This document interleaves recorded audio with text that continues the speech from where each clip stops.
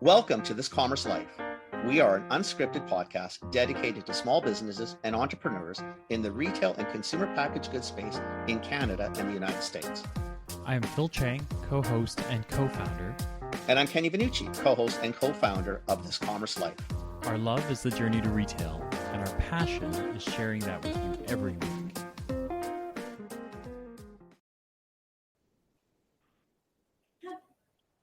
Okay. Oh, hey. Yeah, Okay. it worked. Is that okay? Yeah. Night and day. That's like, If you want to put it on Oh, speakerphone okay. so you don't have to hang on to it, that's fine. Oh, yeah. Just Okay. rest it up against your thing. Just shut the mic off on the computer. no, he's Otherwise, muted. you get a He's good. feedback. We got that part right. Yeah. Oh, perfect. Thanks, Cam. Okay. Is that okay? Yeah. No, that's Night and day. Yeah, Night that's and day. great. That's awesome. Great. Oh, okay. Yeah. Good. We just we've done this enough that where you were sounding, we wouldn't be able to use the podcast, and we were worried about it. So Okay. Okay. yeah. Wasn't she sure how comfortable you'd be? I figured it was in some ways hard enough to get you the first time. I thought, shit, I'm not taking a chance. He's on. We're not losing him. Yeah. Guy's going to think, I've never done a podcast. This is how it works. This is a mess. I'm not doing this ever again. Well, my wife said, well, aren't you supposed to have a microphone or something? Or I'm like, I don't know. I think I just log in. So Oh, you could. We try and keep it super simple, and then in the old days, yeah, you'd need a mic because the computers weren't good enough. The mics Right. weren't good enough. But over the years, Okay. they're pretty good. Look at Even when we started doing Kenny this, look good, right? yeah, Look at the Kenny's cameras camera. It now makes are Kenny just a look little good. too Like, good. if Right, you've got yeah. laptops that can do that, I mean, Yeah, it's a little too good. I'm not. I don't need to be this clear ever. sharp and bright, and Yeah, we don't need that. It's yeah. a little mystery, like a little 720 would be a lot better than this high definition shit. Just right, saying. right.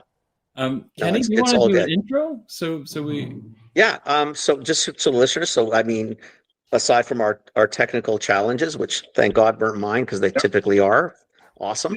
Yeah. Cam Bruce is on today. Cam's the owner of Famous Foods in Vancouver. For those not in Vancouver, it's an East Van institution. It's been around for forever. I mean, my mom and dad still shop the store at 88 and 81.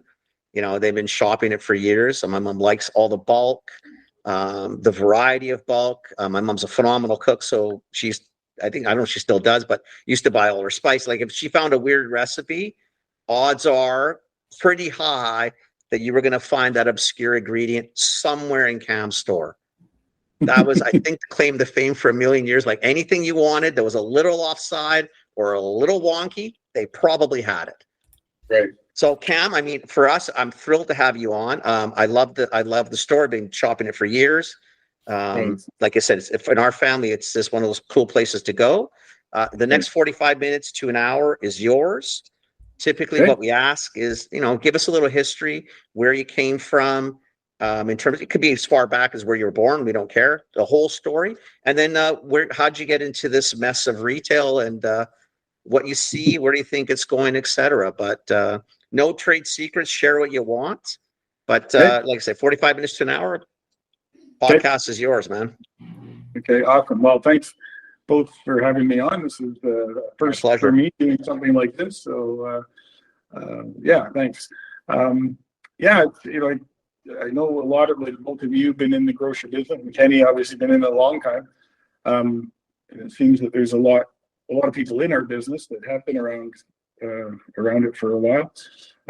I came into it late in life.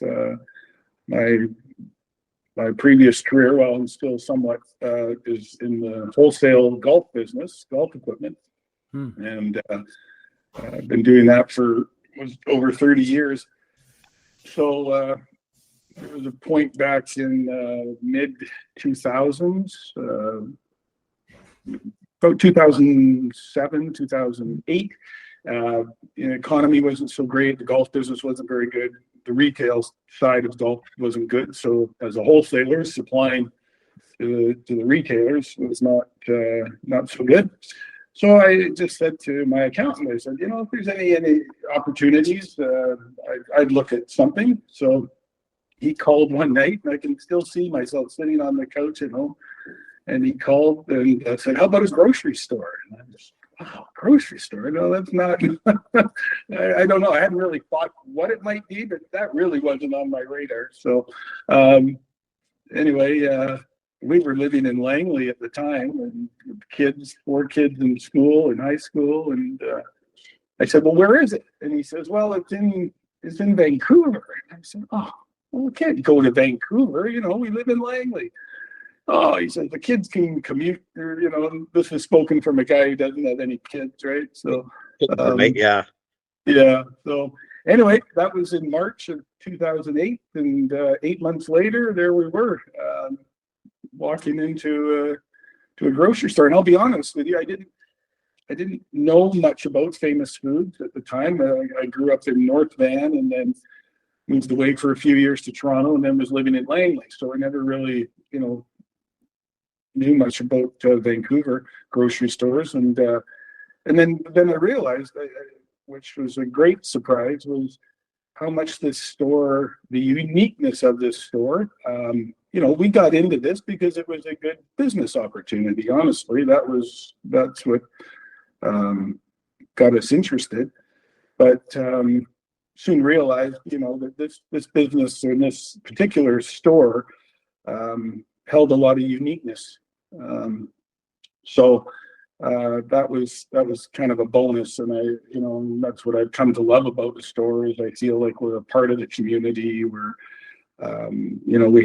we draw customers from all over the place, and a lot, Kenny, like you, maybe grew up in the area, or parents that grew up in the area shop, drag the kids to the store, and they still come back. Maybe we're not their regular everyday grocery store, but they'll come, maybe once a month and pick up stuff they need. And so it's quite unique in that regard. So, but I certainly don't, I don't and can't take any credit for what Famous Foods did. I feel like we took over a business that was well established, and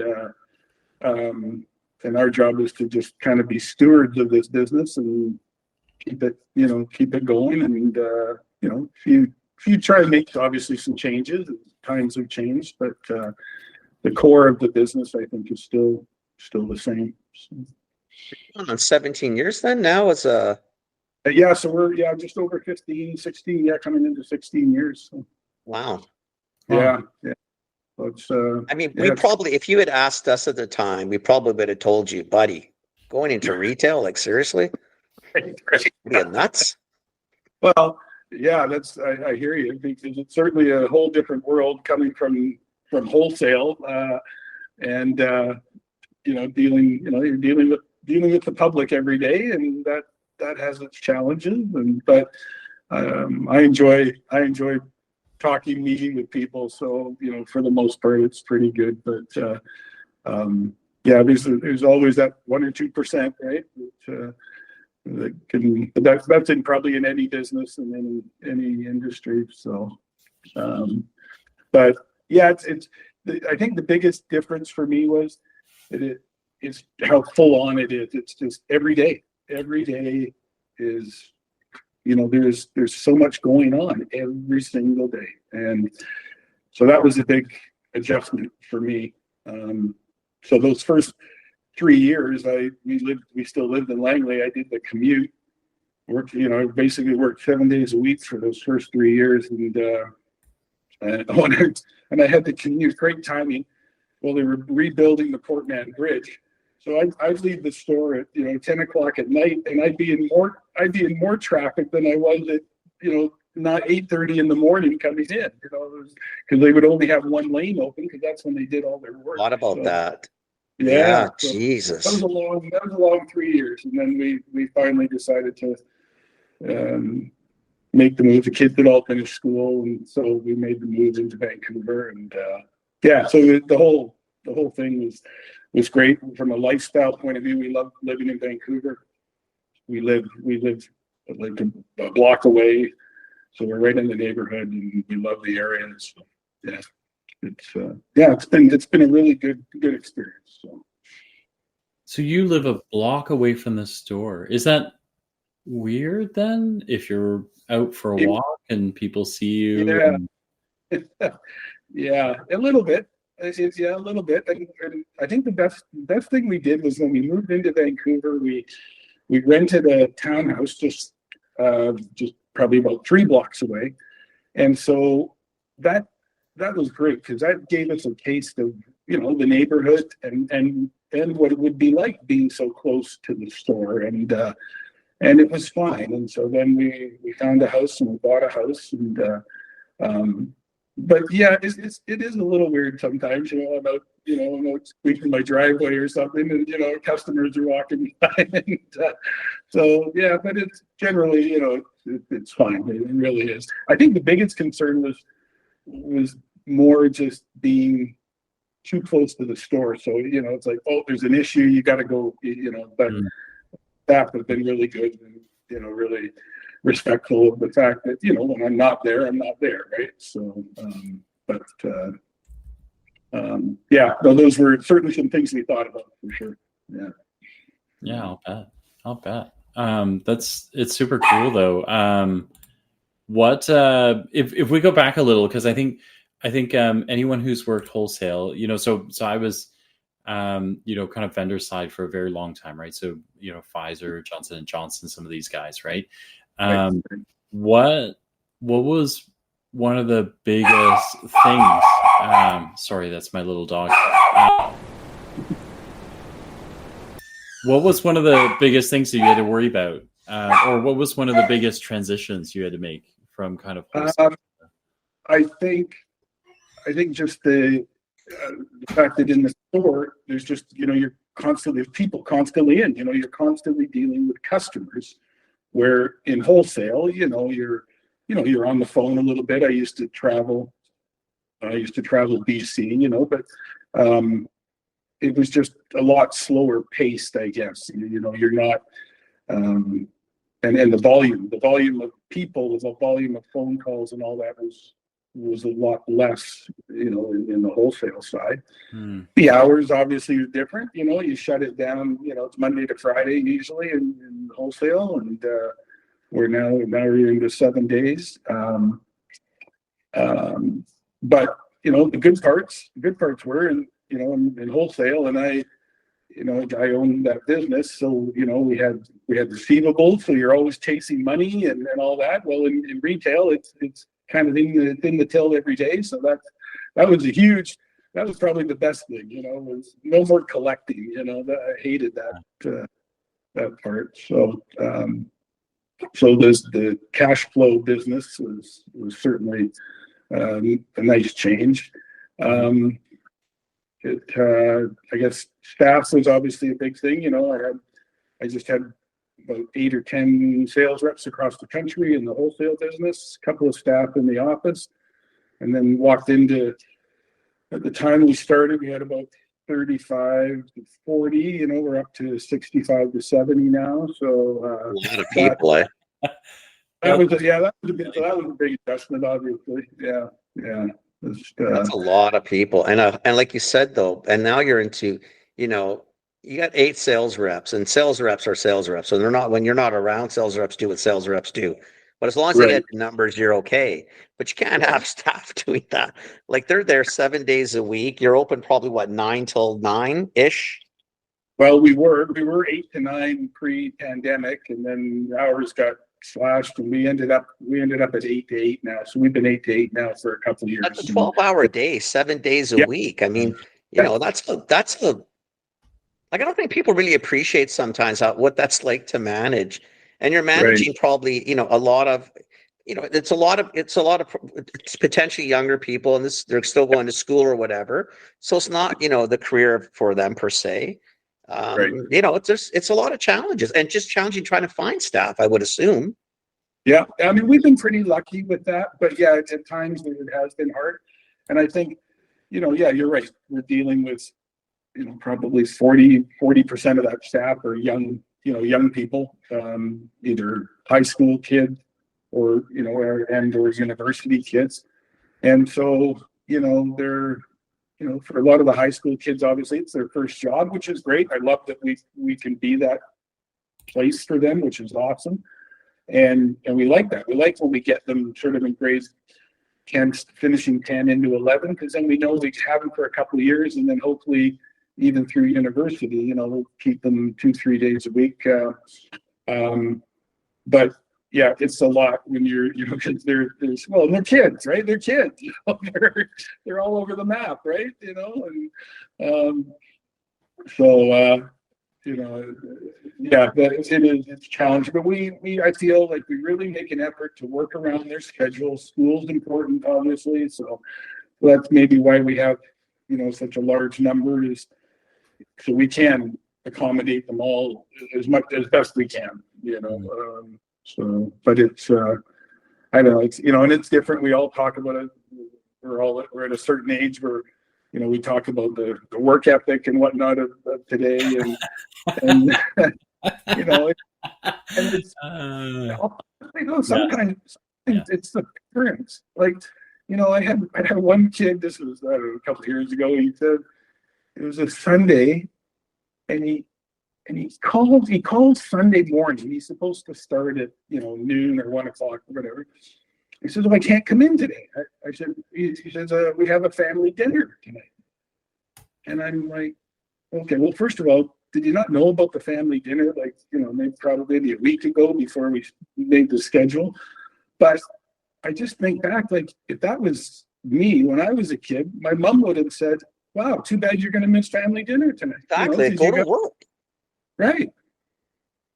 So that times is, you know, challenging, shall we say. Yeah. But, sometimes is it the generation we're blaming, or is it the generation raising them that we're blaming? Well, I think it's a little bit of both. Yeah. Sometimes you wonder, eh? Yeah, you do. But there are some nuances for sure. Like, I think even mine, like my all three of them work, and they all work, you know, retail. They're 17, 18, and 22. So when their first jobs were all retail jobs, you know, Right. and it was just, you know, it's good for them, right? Because they're with people, sometimes good people, sometimes weird people, sometimes just not very nice people, right? But you also notice the differences. Like my middle one, you know, her shift would start at 4, and you know, we live just down the street from it, so 3:53. I'm like, are you want to punch in? Well, you know, Right. like, he goes, "Well, I start at 4," and I said, "So you should be there now." And she said, "No, I start at 4."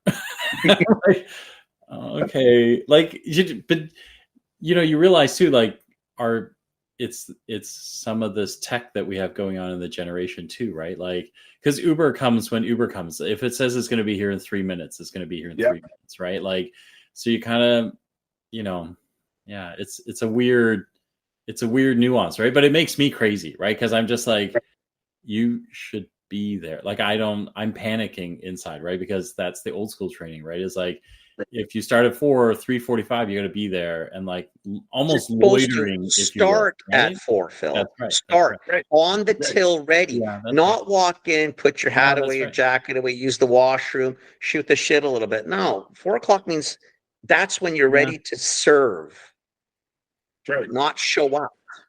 Right. Yeah. But I again, know. like as parents, what do? We sit there and think, get the hell out of the house. You're late. Yeah. Oh, look at 10 minutes. No, you don't. You're late. You got to move. The problem is, though, if you took a hard line with all this, you'd have no staff. Yeah, it's true. It's true. You know, True. right? Yeah. So, you know, it's funny how it just in the time that you know, I've been at the store, how, you know, because I was like that right at the beginning, you know, what do you mean you're a minute late? You can't do that, you know, blah blah. And then you realize, okay, well, there's a lot of them that are like that.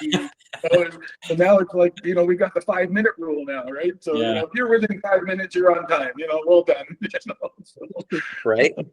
Yeah. It's just it's hard. It's but you have to. I guess, you know, we have to adapt because we need them. The place doesn't operate without those people, and so you have to, you know, try and work with it and try and hopefully teach them a little bit, you know, as you go along, and But it's certainly interesting, that's for sure. So, Oh my gosh. yeah. We like part of the panel that we were doing, we were talking about, kind of like retailing today and how different it is, right? From even a few years ago. Have you seen kind of changes in your store and your demographic and kind of what's going on around the store?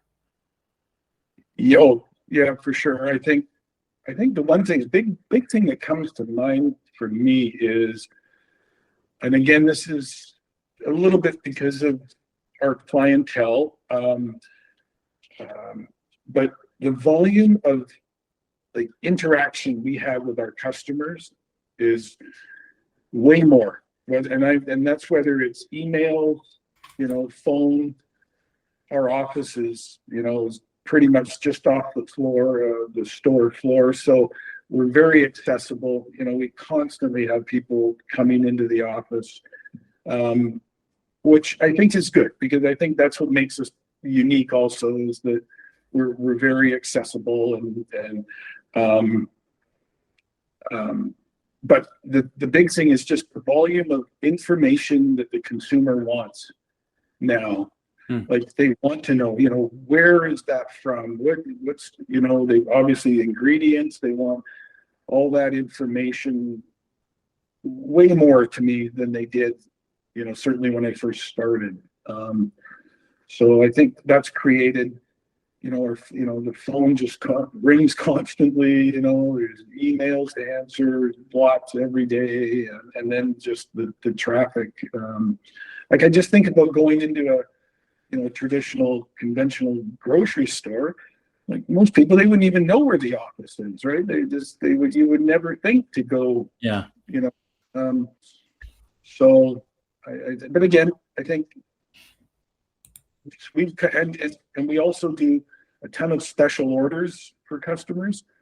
So, we have a constant list, couple, 2-3 pages long with constant special orders. So that creates more interaction, so again, I think, yes, it creates a lot more work for us. And sometimes it's frustrating because you can't sort of get some day-to-day stuff done because you're constantly dealing all this. But at the end of the day, I think it goes a long way to, making us who we are. So, yeah. It makes you much more unique in that. I mean, Yeah. to be honest with you, times when we've talked, and I know how many orders you take, it drives me nuts because I'm thinking, there's got to be points where you just got to say, look, I can't get it. Right. But I know you won't do that. I know that you're the type, like, come hell or high water, you're going to find it for your customer. But I think ultimately, to your point, I think that's what makes the store that much different, right? It's just, if you go into Superstore, Safeway, or Save-On, you can ask all day. They're not equipped to do that. They're not going to phone 5 distributors or somebody to try to find it. It just doesn't work that way. Right. Or at least you guys are trying to, like, you will do that. As nutty as I think it is, it does make you guys you. Yeah, no, I agree. And I think we've often talked about that, how we kind of created our own, problems that way because of trying to do this. But and certainly, but that, that brings up another thing is that, nowadays, there's so much stuff we can't get anymore. The number of SKUs that have been just vanished. And that was, again, that was always what Famous Foods, like you mentioned, Kenny, in the beginning, if it was an oddball thing, the odds are Famous Foods would have it.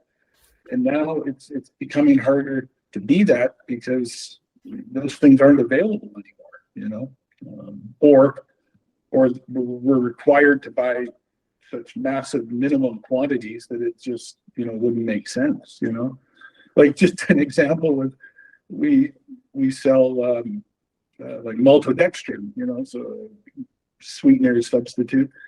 And, we used to be able to buy it like in a 50-pound bag. And so we would pack it down and, and that was great. And that would last us, for a little bit.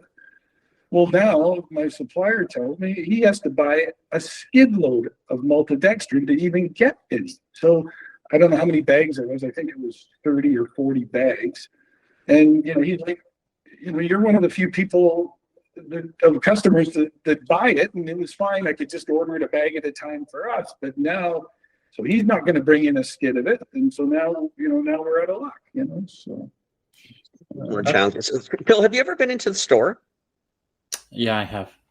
Yeah. So, I mean, because you've seen it then, because you know what the challenge, not the challenge, the beauty of the store it's always been is that it was, in the old days specifically, and it's maintained a lot of it, is it was a bulk store in a lot of ways. So you could go in and get, like, I mean, let's say cumin wasn't as popular as today, but 25, 30 years ago, there wasn't necessarily a lot of cumin in the market, or coriander, or some saffrons or whatever. They would bring in bulk and repack. So most of the store, so when you heard Cam say, if they're listeners, if you heard him say that, everybody wants to know where things are from, it's not as simple as going to a box and just reading on the box where it's made. Much of his stuff is still repacked. So Right. There's lima beans, organic lima beans, let's say. Well, the question would be, well, where are they from? So they have to do, if you're in that store, and if you ask, they will find out for you. But it's a lot more hands-on and touchy then, because when you buy lima beans from Kraft, nobody asks where Kraft got them from. But if you buy them from Famous Foods with Cam's label, everybody wants to know where the hell they're from. Right. Yeah. And it's, and even that, that's a challenge now too, because our suppliers are struggling. Let's say they buy whatever kidney beans. They used to be always bought in North America. Well, now the supply is not so good, so now they're going. Our suppliers are having to go to other places, to buy product, and so it's constantly changing. People ask us, why don't you put the country of origin on those labels? But it's because we'd be literally having to change them all the time. So anyway, we provide a lot of people. Sorry, Cam, go ahead. Yeah, no, I'm just saying, so, but we certainly will provide the information, or we'll find out the information for them. But it's just lots of challenges, right? So. Let's pull that one a little bit, because not in the old days, but years ago, you could buy a lot of stuff that was North American, whether that be from Canada, from the States, potentially Mexico. There is a lot of stuff that is just either no longer grown or produced for grocery, as opposed to, let's say, produced for production, like, going into facilities to make canned beans. And I'm assuming right now a lot of our stuff is coming from overseas, a lot of it specifically from China, and a lot of it's because China might be the only place where you can actually buy it. And it's trying to, do you get a lot of people agitated, uptight about that? Because I know that always seems to be a play. And I think it's probably a Chinese problem, in that when quality wasn't great, you get what you get, and it's hard for people to get away from that. And they may not understand that the quality is not what it was 30 years ago. It is a different world for the most part. You can still find crap. You can find crap made in Canada, but do you find that kickback, or have people accepted it, or are they still asking you to find it from anywhere but, or whatever? Yeah. There's still a lot of pushback towards, product from China, especially if it's organic, because they don't trust it, as much. But like you said, there are some items, like right now, pumpkin seeds, organic pumpkin seeds, for example. China is really about the only place we can get them. I mean, we can get them from elsewhere, but they're like 4 times the price, so no one's going to buy them anyway. So in that case, people say, okay, I always tell people, look, we've been dealing same supplier for years. We sell hundreds of pounds a week of these, no problems. So people will then, okay, well, they really want pumpkin seeds. That's what they'll do. They'll buy them, but yeah, certainly there is pushback for sure still. Yeah. Yeah. It's so tough. Yeah. So And I think you're right. I think a lot of that is rooted in years gone by, right? Where, I think, a lot of the product we get out of China is very good, really good, and our suppliers. Exceptional. It's not even very good. It's exceptional. It's to the standards that you have here. It's just you're trying to erase either a reputation that was well earned, and now it's perceptions that you're trying to kick, but it's hard to kick. Old ways. I mean, it takes time. I mean, it's like anything. It's like you said. I mean, if you can't get it, you can't get it. Right. Nobody wants to pay 4 times the amount. No. How's that been lately? Now that we're on price, like how have you found, like since COVID, we've never seen. I've never seen price increases like we've seen over the last 3 to 5 years. Where are we at now? What are you seeing? Is it finally calming? Is it still messy? How are consumers? I would say that 90% is, I would say it's stabilized a lot. If we're seeing price increases, we're talking like really minor, like under even 1%, that sort of stuff. So really negligible on a lot of stuff. Okay. But then there's just certain commodities, especially in the commodity side. Like look at chocolate right now. Chocolate is through the roof, right? So there's still examples, and those probably those make up that other 10%, I would say. That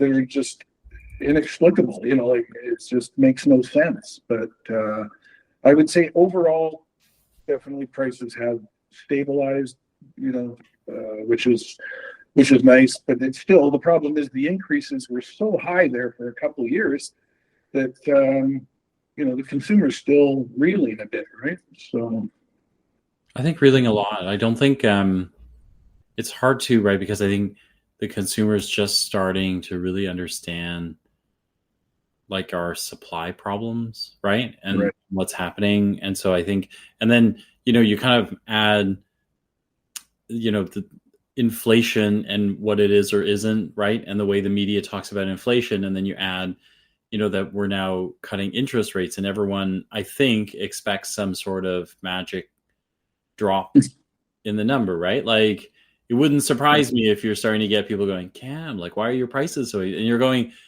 they're not like right. Like look at everybody else. Like I'm doing what I can, right? But I think there's like the connection isn't all there, right? Like I don't think the consumer understands the whole picture. No. And I think for us, and I don't know, maybe because we're a small business, but there's a lot of other factors that are affecting those prices on the shelves, and the cost of doing business, and probably Vancouver is worse than other areas, but the cost of doing business from government stuff is it's mind-boggling, between property taxes, cost just I don't want to go down that road, but there's a lot. It's a big factor now that our cost, between the employer health tax now, right, which was a huge shift onto business. And the minimum wage, and the minimum wage has gone up like 62% here in the last 4 years, I'd say. And I don't have a problem with the minimum wage. I mean, we needed to get that up. Mm-hmm. But they just, to me, why? And I guess we're affected more than other businesses because we have this youth component of our payroll. Like kids in high school, they shouldn't be under this. I get that there's single people living, maybe going to school, university, that need, they need to make, more money. I get that. But the kid living at home, going to school, he doesn't. So why don't they differentiate it a little bit? Same thing with the paid sick days now, right? The minimum five sick days. So again, I get that. If you're a person supporting yourself, and you're sick for a couple of days, you can't afford to miss getting paid, right? So again, I have no problem with it. But the kid, I have kids that work like one shift a week. So technically, they're going to take their sick days. So technically, they're getting 10% of their shifts paid for. So, and they don't show up. So, like, why wouldn't the government say, well, you got to work at least 20 hours a week or something to qualify? I don't know. That really bothers me because if you're a kid working one day a week, you're not supporting yourself. You're earning pocket money, right? Is what you're doing. So I sometimes think, it's policies can be, I mean, again, really, if you think about it, there should be really no, I mean, a living wage is reasonable. I don't think any of us would argue that. No. Right? I think what you got to try to be careful of doing is who's going to cover it. So when you look at taxation models, et cetera, yes, it's important to have large companies do well and they employ a lot of people, but it's all the small guys who employ most of the people. Mhm. And when you treat a $10 million business with 70 employees the same as you're going to treat a $4 billion business with 5,000 employees, it doesn't work. The structures are completely different. And I think sometimes, the problem with small business, Cam, is that there's no voice. Right. Like you're not going to get on radio or television to tell your story, because who gives a shit? You're one little store in East Vancouver. There's no story. We give a shit. Kenny, don't ask. I give a shit. And we do, because this always drives me crazy. But what happens is the big guys will get on and they tell a different story. But the reality is that's not the story for the majority. Right. The majority of small business aren't making trillions. They're typically, families who own their businesses. They're just trying to get through the day as well. They can't support the entire of society. That's got to come from other people. Like, there's people that maybe should pay a little bit more or whatever. Yeah. Yeah. But I think that too. Like, I think if you are in the same way that we have designations for things like first home buyers and things like that. Mm-hmm. I think that when you hire kids, like when you hire, kind of that 15, 16-year-old who's at their first job, they are, I mean, you're going to know this better than me, but like you kind of go, there's a handful that are probably pretty good and intuitive at their jobs. And then there's a whole whack of them that you're going, did I ask you to, I thought I asked you to do that. Like what? What? Yeah. That's not what I asked for, right? Like, okay, fine. Now I'll be really specific. And so I feel like somewhere in there, we have to find a way to go, listen, if it's one of your first two jobs, the employer needs to be able to get a break as well, right? Because you are giving them, there's a straight trade up, right? Is that 15, 16-year-old, they need to get a job because they don't get a job now. When they're 19 and they go out and get a job, they won't get one, right? Because every other employer will go, nope, there's got to be a reason that at 19 you didn't work at all, and I don't want to be the first one to figure out what that reason is, right? So they won't hire them. But at 15, 16, you're giving them the chance to be part of the working force, and you're teaching them critical skills that most 90% of them do not have. So I file like if somewhere in there should be some sort of compromise that goes, listen, if it's one of your first two jobs, like we'll know it because of the way you file your taxes or the way you use your SIN. First two jobs, it's not minimum wage. It's less than that.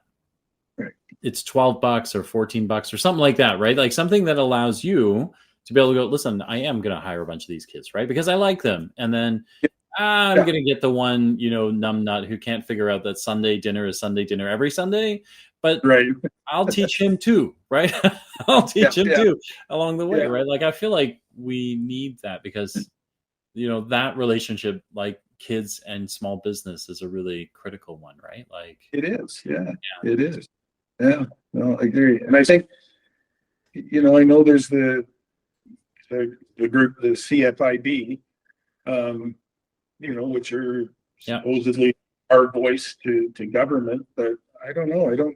I don't want to be critical because I'm not involved. I don't really know the whole inner workings of it all, but just on the surface, I don't see, they tout these small victories, like I think they were touting they kept it to 5 sick days because there was a sort of a movement to push it to 10 sick days, that they wanted to give. So they were, so I don't know. I just don't feel like there's a powerful, like you said, Kenny, a powerful voice to help us, right? I think it's just difficult, Cam, because at the end of the day, what does government do? It doesn't matter who the government is. I'm not picking on this government. Any government. No, absolutely. It doesn't matter. It doesn't matter. You go where the votes go. And typically, small businesses is like herding cats. So you don't have the voice, which means you don't have the impact. So let's say all the small business said, screw this. You know what? Right. We should have 10 sick days, but it shouldn't come from us. TELUS and Loblaws and Volkswagen, or I don't give a shit who it is, but these guys making the big money, right? That have the sales and the capacity, we got to get it from them. You can't keep coming after us. But we don't have that voice in these small levels. It's not built into. So it makes it very difficult because policies won't be made for the small business. I don't think that's new either. I think this has been going on for 1 trillion years. Because what do you do? I mean, so you don't vote for the team. Okay, well, big shit. 1 or 2, the 3 of us don't vote. But if thousands in a larger organization or a collective vote, it doesn't really matter, does it? So you go where the numbers go, right? And I know it sounds cynical. It's not meant to be cynical. It's just a reality of it. But I think people do need to listen more to this and understand that small business still employs 80% of this country. You can't keep jamming small business. It doesn't work. Right. Right? Sooner or later, it's got to be different. And then I remember a few years back where the government allocated, I don't know how much, it was in the hundreds of millions of dollars for grocery stores to use to get some of this money to upgrade equipment. And I heard, Loblaws got a big amount. Like, nobody even contacted. Like, we didn't even get a phone call or a letter, hey, do you want to? Cam's still like, guys? It doesn't. Guys, it's only a $10,000 repair, but just so we're clear, as a percentage of my world, it's huge. Loblaws can take it out of their shareholders' dividends or whatever. Like they have the money, and we're not knocking big business, guys. It's not that. We all love business. We're all capitalists here, but it can't disproportionately be put on the smallest guys. It doesn't work. The game won't play. And if we lose our small business, what are we going to have? Yeah. Then you got a whole bunch of gigantic companies that can do whatever they want, right? So which they sort of do already. Than the ones that we have, the 5 who own 80% of our grocery market as it is. Yeah. You know sometimes why things go screwy or prices go out of whack or whatever. Look at it, man. There's not a lot of competition in the sense that, too few have too much of the power, and it's hard, right? Yeah. It's interesting. But that's why I love what you do, though, because when you walk in your store, buddy, when you're customer focused, and you will still do the special orders, and you guys do try to keep your prices very fair. It's a thank you then, because those are the guys that are going to do it. And I think that's why when people listen to our show, I want to push our little guys and our independents, and why Phil and I loved that the food executives had 3 of you smaller guys on. That's what's important, because we need our communities to support the community. Right. Money stays there. It's all good. Yeah. I get the sense, and again, not knowing all the details for sure, but I certainly get a sense that the independent stores or store concept seems more successful here in BC, and I think more Vancouver, because I don't really know much else. But when I think across the country, like in Ontario, like I feel like there used to be some independents, but now they're all part of like Longos and Farm Boys and those guys. Aren't they all now part of bigger groups now? And so I feel like I think it's good. I think that's a testament to the consumers here, that we do have a fairly strong independent representation of stores, right? So, I agree. And we do try to support. And I think that's critical. And I think that's, again, and I think if people just would shop their independents more frequently, they might be pleasantly surprised that on most days, stuff is probably less expensive than the majors. That's right. Yeah. You'll have people, if you need something, you can actually find a body that will probably find it for you or find somebody. You miss all that. I mean, and that's the beauty of the small business, right? I mean, if you go into your store, I can find somebody to talk to. If I need someone will find. If they won't find, they'll find you, they'll find Pummy, they'll find somebody to help out somewhere. It's it gets worse as you go east. So like Ontario, we do have a handful of indies left. I mean, it's kind of hard to say what's small and what's big because you have some health food stores that are, kind of it's still their Nature's Emporium is still around. Yeah, so there's kind of like 4 or 5 of those, and then when you go east, like so, Kenny and I are heading out to Charlottetown. We were looking around for, like an indie retailer to get to, and it was difficult. Like Halifax or PEI or Moncton, like it was difficult to find, right? So, yeah, it's difficult. Like you definitely out west. There's definitely like the population there is more nurturing for sure. Very maybe doesn't it? Supportive. Yeah. It does. It seems to be to me that too. So good on the West. It's a big deal. It really is. We're kind of counting on you guys to hold the line. Right. We got nothing but majors out here, so. Right. Right. And then I've seen how hard you guys work. I'm not opening a store. I'm too faint. Where do you see it? Where do you see it going, Cam? Like what do you feels? What do you feels like? What's hot right now? What is something cool? What do you see any trends in? Because it's been, I think, in my opinion, it's been a little lackluster the last little bit. But we just came back from CHFA and we've done some stuff, and there does seem to be some, I don't know, cool things sort of happening now. Yeah, I think. Is there anything cool? Well, I think the plant-based area for us, that we seem to be getting presented a lot more products plant-based. I would say that's when I'm thinking of the new stuff that we get presented with. I think a big majority of it is plant-based. A lot more frozen stuff. That seems to really be popping. Yeah, and that's of course a big challenge because shelf space it's a lot easier to find room for stuff on a shelf in the middle of the aisle than obviously the freezer is limited. It's tough to floor stack steaks. What's that? Tough to put a floor stack of steaks. Exactly. Kind of need a little bit of refrigeration or freezing there, right? Yeah, that's right. So, so that I would say those are 2 areas that I'm seeing certainly with new product being presented. Those would be probably 2 of the larger areas. It's more whether they're ready to eat, ready to serve, or ready to warm up. Is it more like a complete sort of meal, or is it a single ingredient, or like what is it? Not necessarily. It might be say like a plant-based meat, right? So plants and chicken substitute, beef substitute. That's that then would go with you would still need other parts to complete the meal, right? So I mean there are certainly some ready to eat stuff like full meal, but I feel like the majority that we're seeing is just still components of a meal, right? So yeah. The frozen piece is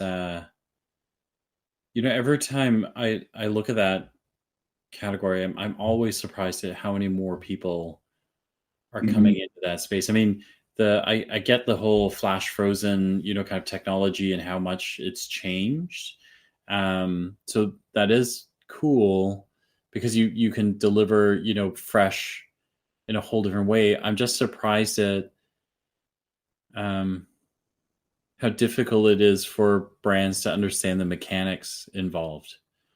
Like frozen should speak for itself, right? It's complicated, right? You got to keep it a certain temperature. You got to move it from your warehouse to a truck and make sure it keeps the same temperature, and then you got to move it from the truck to you and make sure it keeps the same temperature. So all of that should be obvious at what it costs, and yet, like to be totally dramatic about it, but I feel like we see people running towards freezers and not away from freezers, which is confusing, right? I agree. And I think in our store, where we've always been more about, the fresh ingredients, people almost sort of like days gone by where you buy groceries every day or every 2 days, it's fresh and all that. That certainly was our customer for a long, long time. But I think, I don't know, I think probably lifestyle is a big factor there with the frozen. There's just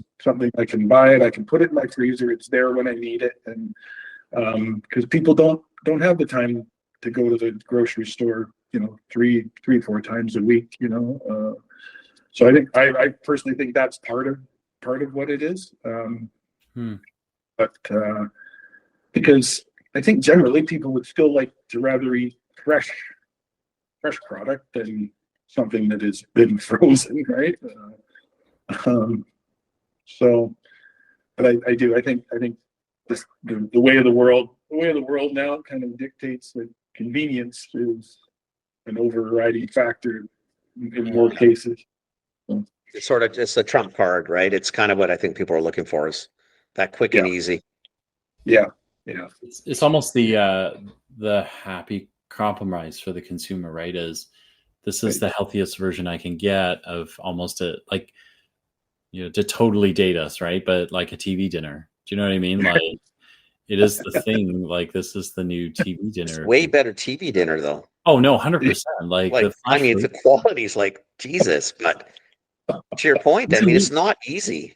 We've got a Filipino place down the street from us, and we've been buying food there for a long time, and then we just realized that most of it is flash frozen, right? She brings it in, and you couldn't, like, I'm Chinese, so all the Filipinos go, what do you know, right? And okay, fine, but all the Filipinos couldn't tell either, right? That it's flash frozen. Like, it is that good, right? So you kind of go, I understand it, I just don't like even what you get jammed up as the retailer, right? Because all these guys show up and go, listen, you need frozen. You go, I got 8 freezers. Like, where do you want me to put the 9th one, right? Are you going to pay for the 9th one? And everyone goes, oh no, well, I wouldn't.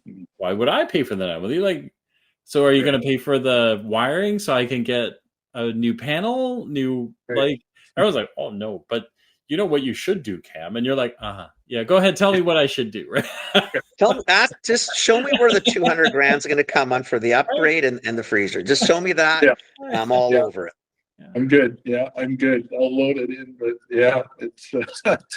I know it's kind of funny sometimes that you shake your head sometimes when these suppliers they come in and it's just, oh my God, it's another frozen pizza. Like like literally, like how many of those do you think we can sell?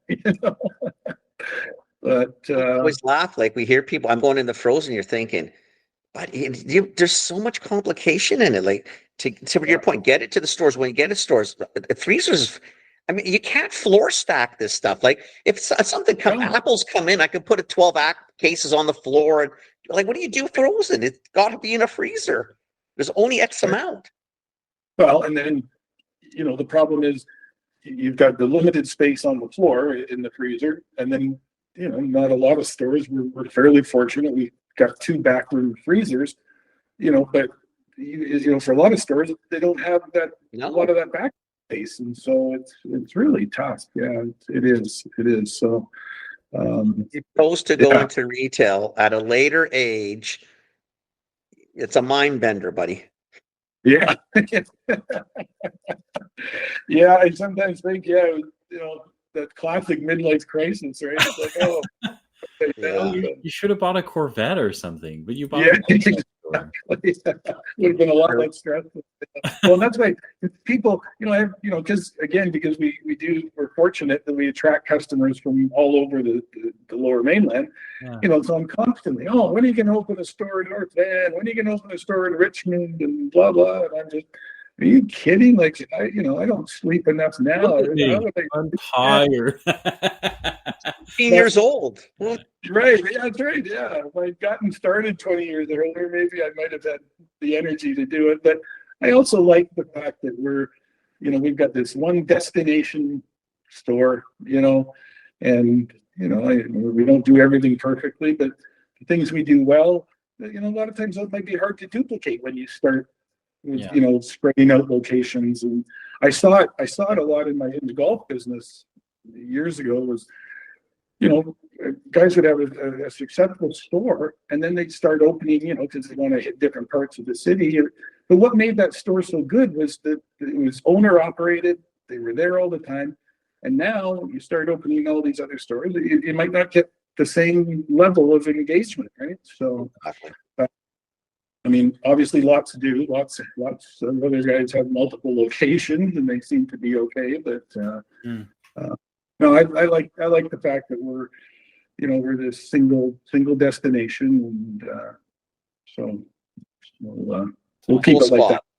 Cool spot. So any listeners, if you happen to be in East Van or driving through Kingsway and Night, more or less, you can't miss it. Everybody, if you ask anybody within probably 3 or 4 kilometers of that location, they all know where it is. I mean, it's been around for a long time and it's still the institution that it was. So pop in and see them. And odds are, if you just go to the back down aisle 4, don't worry about the fact that you hit receiving. Nobody seems to follow. There's no line there. Head to the right. The office is there. Cam will probably be there. Yeah. Well, it's funny, Kenny. There's still some remnants of some yellow paint on the floor there. So I maybe at one point, this was long before I was there, but at one point maybe there was that sort of yellow, like you can't go past here. And I think so many people just walked past it and wore off the paint. And they just never. Wait, I don't think anybody knows if there's you are now in receiving. Whatever. There's someone in the office. That's right. You know what's happening is when you're in, somebody puts down a floor decal that says this way for custom orders, right? Right. And then when you come up, they just pull it up, and then you're like, "What the hell is going on here?" The store's such a cool place, though. Don't change it, man. That's what makes it unique. Well, I think it is, and I think we have a little tagline that again has been around for a long time. We're big enough to serve you, small enough to know you, and I think that kind of says a lot about our business anyway. So so it is. It's good. It's fun. Yeah. We love it. We are out of time, Cam. Okay. But we really appreciate you doing this with us. No, thanks for having me on. This is a neat experience. Again, I'm really, really happy you did it. I honestly thank you, because I know it wasn't necessarily something you're massively comfortable doing, but I'm happy you did it. And I think it's good. And I think, hopefully we got a bunch of listeners who live in the Lower Mainland. If they haven't been, check it out.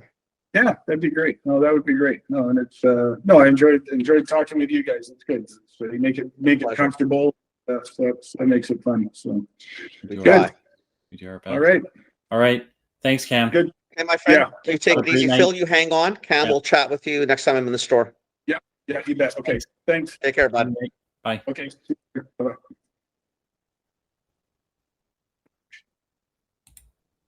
East Van Institution, buddy boy. Yeah, that's East cool. Van Institution. No, it's cool. It's a cool store, right? I mean, it is like, it's one, like, you would love it out of anybody, just because you just like cooking. Like honestly, pick an ingredient and your odds are high. Like, I mean, it's crazy. I think that's that's actually one that we should probably film the next time we're in. I listen. You know me. I'll like, whether we're on your side, my side. I like supporting the independents. So if we can show people the differences, and like, just walk a spice set. I mean, it's bizarre. I mean, there's shit in there. I don't know what the hell. I don't even know what the hell you would do with it. Yeah, I mean, I'm not signing up for more because I still have videos I have to produce. But I think we should do his tour. So the next I think time we should we're too. we'll I think we should too. Yeah. Yeah. Anyway, I think we're going to lose people out of. Thanks everybody for listening. Thanks for listening.